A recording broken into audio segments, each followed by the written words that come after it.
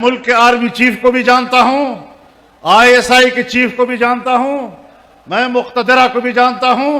मेरा दावा आपके खिलाफ यह है कि तुमने सियासत में हिस्सा लिया है, उसके बाद तुम पाकिस्तान के फौजी नहीं रहे कि मेरे ऊपर तुम्हारा एहतराम लाजिम हो।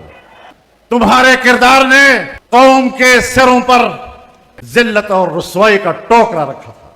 मैं 40 साल से ज्यादा अरसा पाकिस्तानी सियासत से वाबस्ता रहकर किस चीज से अब नावाकिफ हूं कि तुम मुझे सफाई दोगे कि मैंने सियासत में हिस्सा लेना है या नहीं। सन 1971 में 90,000 से ज्यादा फौजी एक हिंदू के सामने सरनगू हुए। तुम्हारे किरदार ने हमारी नाक काटी थी।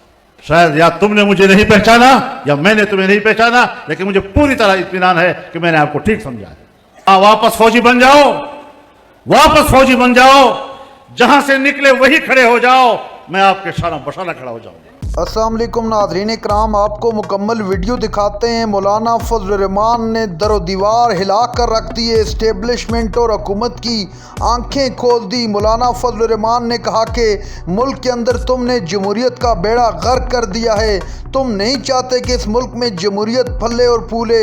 शहबाज शरीफ को मुखातिब करके कहा कि होश के नाखन लो कि पीके के अंदर इस वक्त जो सूरत-ए-हाल है वो किसी से ढकी छुपी नहीं। आप ये वीडियो देखिए, फिर इस पर डिटेल में बात करते हैं। मुझे 1-2 दिन कबल अफवाज पाकिस्तान के एक तर्जुमान की प्रेस कॉन्फ्रेंस जो गालिबन 3 घंटों पर मुहित थी और कुछ पता नहीं चला कि 3 घंटे में उसने कहा क्या है।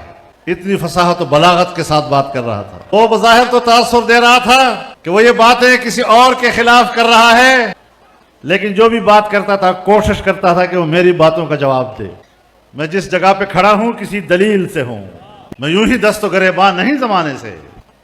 हमें क्या पड़ी है 10 लाख लोगों को इस मैदान में लाना, सफर करके यहां आना, सफर और मौसम की तकलीफ बर्दाश्त करना, फिर कहता है कि इलेक्शन के हवाले से फौज का कोई रोल नहीं।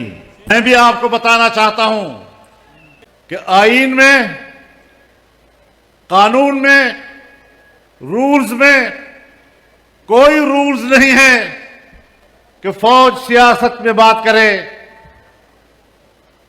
और मैं भी मानता हूं कि आईन और कानून के रूह से तुम्हारा कोई रोल नहीं, लेकिन यह सारा रोला ही तेरा है।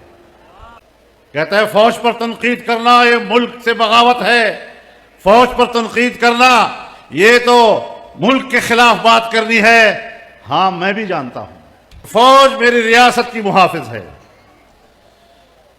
लेकिन जब आप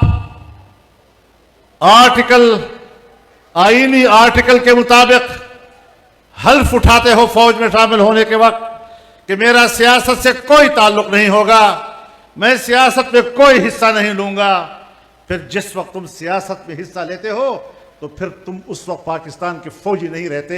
इसलिए मैं तुम पर तनकीद करता हूं। मैं मुल्क में कोई अंधी सियासत नहीं कर रहा।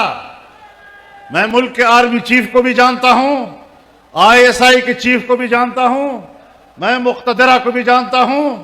मैं 40 साल से ज्यादा अरसा पाकिस्तानी सियासत से वाबस्ता रहकर किस चीज से अब नावाकिफ हूं कि तुम मुझे सफाई दोगे कि मैंने सियासत में हिस्सा लेना है या नहीं।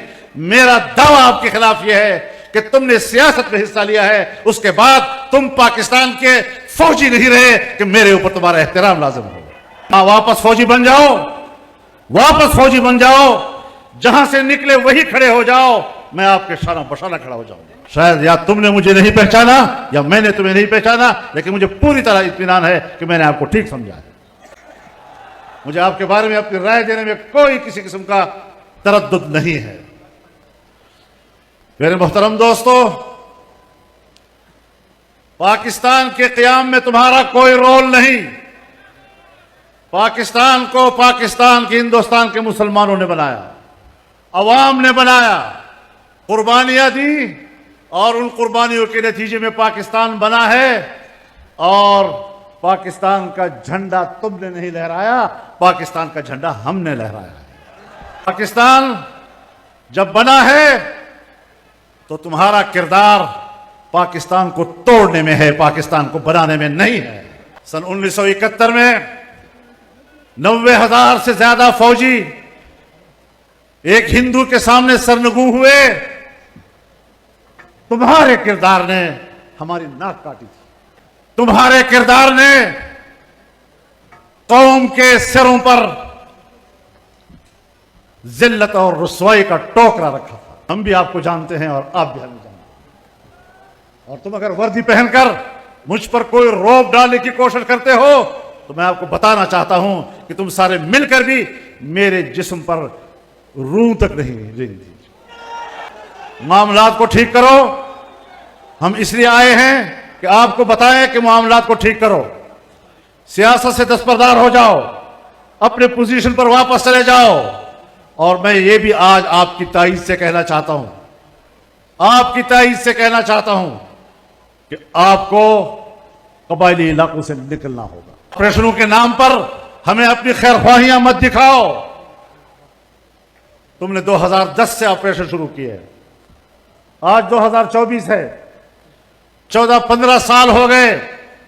हमें अमन देने के नाम पर कबाइल को तबाह बर्बाद कर दिया, कबाइलों की इज्जतों को तबाह बर्बाद कर दिया, कबाइल के शमले तुमने गिरा दिए, कबाइल की पगड़ियां तुमने उछाल दी। ये तो जमीयत उलमा इस्लाम थी जिसने कबाइल का जरगा बनाकर, कबाइल का नुमाइंदा बनकर अपना मौक़िफ़ दिया था। और हमारा गुनाह यही था कि आपने जब पीपल्स पार्टी की हुकूमत थी 2008 के बाद, आपने कबायली इलाकों में ऑपरेशन का फैसला किया और मैंने कहा कि यह हिकमत अमली ठीक नहीं है। मेरा यही गुनाह था। और अगर मेरी राय गलत थी तो फिर आज तक दहशतगर्दी खत्म क्यों नहीं हुई? फिर आज तक दहशतगर्द क्यों मौजूद हैं? तुमने अफगानिस्तान की सरहद पे बाड़ लगाया। खुद बाजवा साहब ने मुझे कहा कि अब हमने बाड़ लगा दिया है, कोई शख्स न उधर जा सकेगा न इधर आ सकेगा। तो 40,000 लोग उधर गए, 20 साल वहां लड़े और फिर तुम्हारे बाढ़ को उड़ा के वापस आ गए। आज फिर मेरी जिंदगी क्यों खतरे में है अगर आप मेरे वाकई मुहाफिज हैं तो? नाज़रीन इकराम, आपने वीडियो देखी। मौलाना फजल रहमान ने जलसे में आज तमाम हदें पार कर ली, रेड लाइन की धज्जियां बखेर कर रख दी। मौलाना फजल रहमान ने कहा कि इस वक्त पूरा मुल्क जल रहा है, मुल्क के अंदर जमहूरियत नाम की चीज़ नहीं है। अवाम ने जिसको वोट दिया, जिसको मैंडेट दिया, उसका मैंडेट उससे छीन लिया गया। KPK इस वक्त पूरा जल रहा है, लेकिन आप लोग अपनी सियासत चमकाने में मसरूफ़ हो। खुदा के लिए इस मुल्क पर रहम करो, इस मुल्क की अवाम पर रहम करो।